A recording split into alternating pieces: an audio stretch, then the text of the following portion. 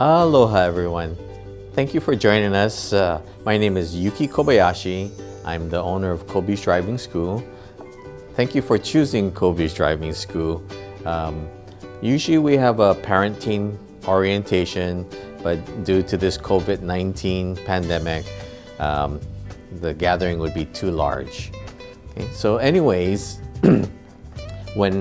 just to start it off, some background on myself. I used to be a police officer before, back in the 80s. I drive tour buses and trucks, so I have a CDL, and I also used to be a third-party examiner to give licenses to bus drivers and truck drivers, as well as driver's education. I've been doing this for approximately 17 years. This would be my 18th year. We're looking at a lot of changes since this pandemic. So when your teens arrive in class, they would all need to wear a face mask, and also we'll look at a temporal scanner of their temperature. We'll have the front door open a little bit so that we'll have ventilation through the class with the air conditioners running through, and we have disinfectant sprays, disinfectant wipes, as well as pure alcohol as well to wipe your hands and so forth. I will provide writing materials, and we'll disinfect that every single time. And we have individual chairs and tables that each student will stick with, and eliminate germs from happening. Let's see. As I teach the class, I will be actually wearing a face shield such as this, and I will be teaching such as this, and it'd be kind of like this, but I won't be wearing a face mask during the time of teaching. I will have a Bluetooth microphone so that everyone can hear when my back is faced towards them. Some of the things that protocols that we have to follow now is to disinfect the classroom daily, disinfect the cars daily, before and after each student. So we do also have a bathroom right around the corner, and we'll be having the students take this disinfectant spray and just sanitize the areas that they'll be using. There's also a hand blower, but just make sure your hands are underneath, because there is a blue ultraviolet light in there that kills bacteria. In class, I just want to emphasize that we'll be covering traffic laws and just understanding what ways to be more of a defensive driver. I'll show your teens certain situations to use during a four-way stop, during a two-way stop, at a traffic light, that you would have to enter into the intersection and complete your turn. Understanding pedestrian law as well as bicycles as well, because a lot of times they will not follow the law, so we need to watch out for them as a defensive driver. So when we're in class, we'll kind of cover some of the information such as this, like whenever you see a reflector, this means one direction.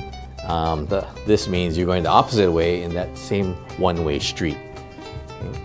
This other reflector here means that it would be a two-directional street, something like Kapilani Boulevard, Punahou Street, Wilder. And then this blue reflector, that would signify a fire hydrant. So technically, you're not supposed to park 10 feet away from a fire hydrant. So you want to always keep a cushion of 10 feet.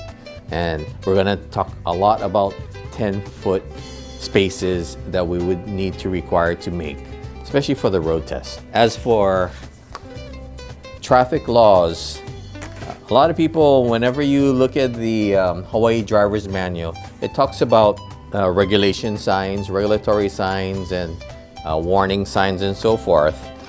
Basically, whenever it's black and white, red and white such as this, it's a law, so you'll get a ticket. So if you ever were to park, let's say for example by Punahou School during a carnival, and it says no parking, red and white, what's going to happen? Police officer come give you a ticket. Okay, so if the sign says 25 miles an hour and you go 50, what's going to happen? Probably ticket, yeah, because it's a black and white sign. So yellow signs would mean warning, orange signs would mean construction.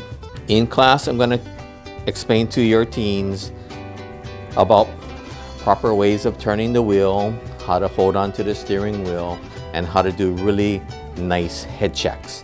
Okay, so another good example of doing a head check would be using this, Head and Shoulders. What do you use Head and Shoulders for? Usually dandruff, right? So what I'm trying to get the point across to your teens is they need to look over their shoulder like this. Same thing this way. That's a good head check by turning your neck at 45 degrees. Okay, so whether it's to the right or to the left. Another thing is this, right? It's like a recycled rubbish can.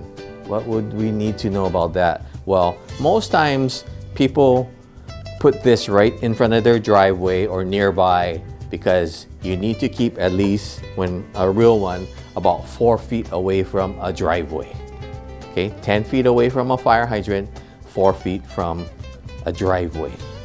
In class, I will be handing out notes for everyone.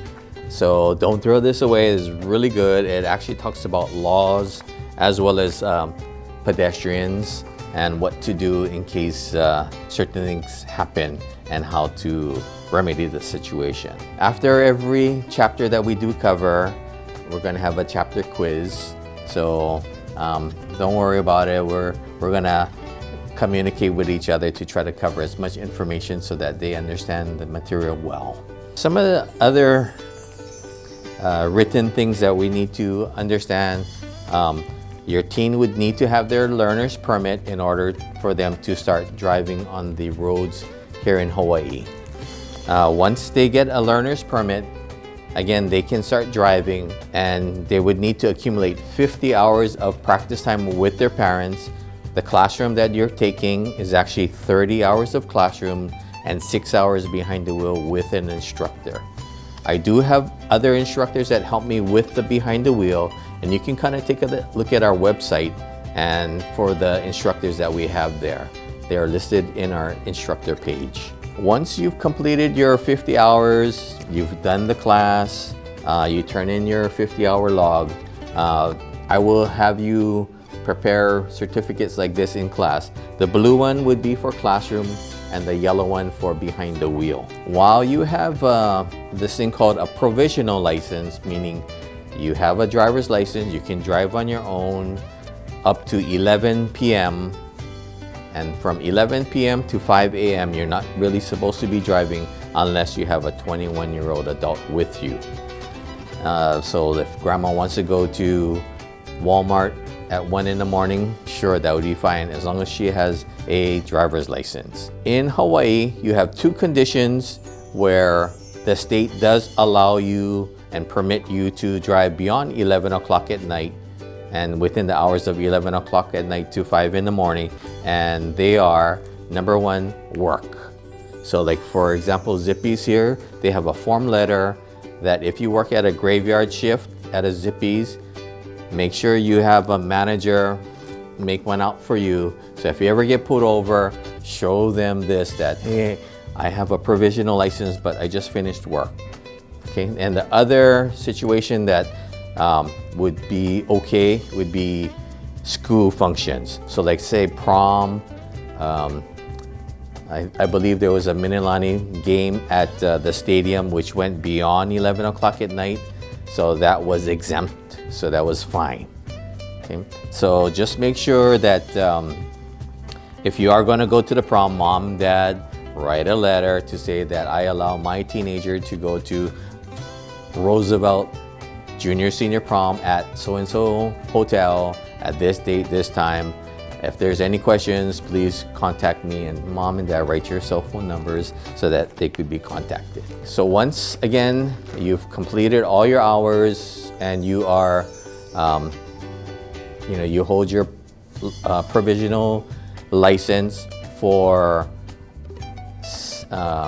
either 6 months or it depends on your birthday, then you can trade up to a regular license. So when we do go behind the wheel, we'll be using my car, which is a Toyota Corolla IM, and it's an automatic vehicle. So we're gonna actually adjust the chair, adjust the steering wheel, and so forth. Okay? But I do recommend you try to get a big, large mirror, because this will cover a lot of the blind spots, lots. Okay, so my kids, they love it. You can see the areas that is not visible with a regular mirror, which would be probably half the size of this. Okay, so a large mirror such as this, and as well as for the steering wheel, when we do go behind the wheel, I'm gonna try to teach your teens how to turn the wheel and so forth. But just kind of understand that most cars, whenever you make a maximized turn from top dead center, it would probably turn 1.5 rotations. Okay, most common turns on a street is about 1/2 to 3/4 of a turn. Okay, the only time that you would actually do a U-turn or 1.5 turn is actually a U-turn. Okay, or somewhere in the parking lot, which is really small and tight. But on regular city streets, it would probably be 3/4 of a turn. So here's another tool that's really, really good. Okay, and I would recommend, if you're afraid of your teens driving and you kind of wish that we were there all the time, this is the tool for you. Okay, it's actually called a wing brake. Okay, you can actually order it on Amazon. It's about $80, and it looks like a golf club, just like this, but it has a bend in it. Okay, so there is actually an area over here where you can open up the front, and it clips onto the foot brake. This side clips on with this bungee to actually the mirror in the middle, the rear view mirror, and this will be pointing towards you. So whenever you want your teens to slow down, you can actually push this ball and it'll actually slow down the vehicle. So it's just like you having control of the brake.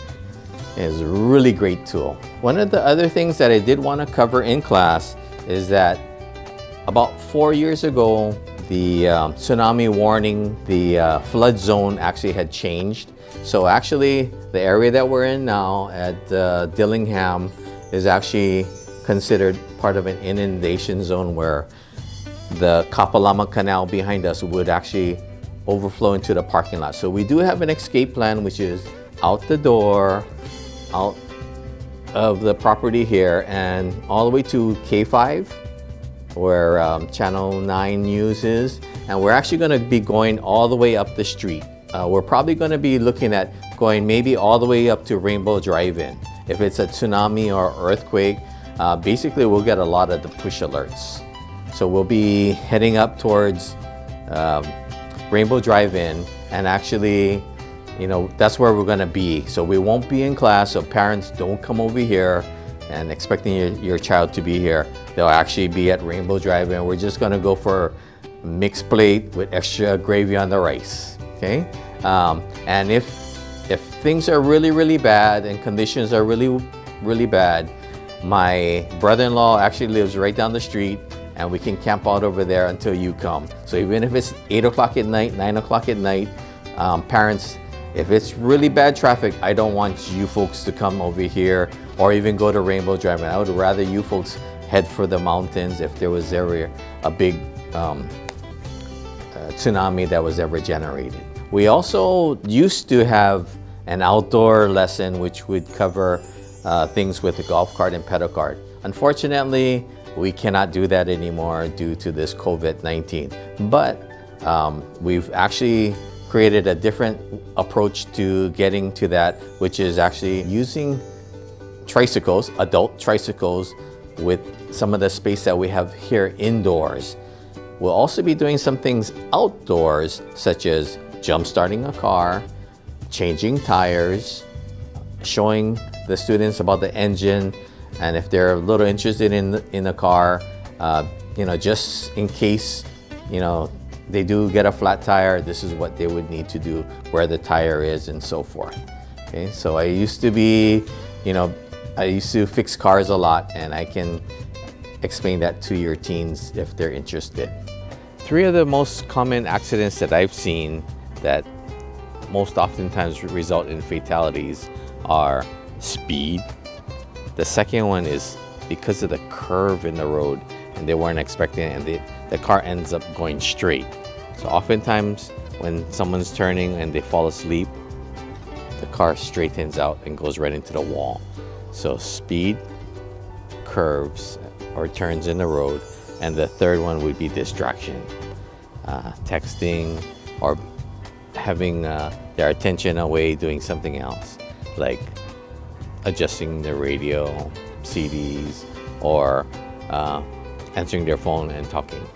Due to the rising cases of COVID-19, we're going to be taking things case by case as well as day by day. So we'll try our best to keep your teens protected as best as we can by disinfecting the area in the car as well as in class.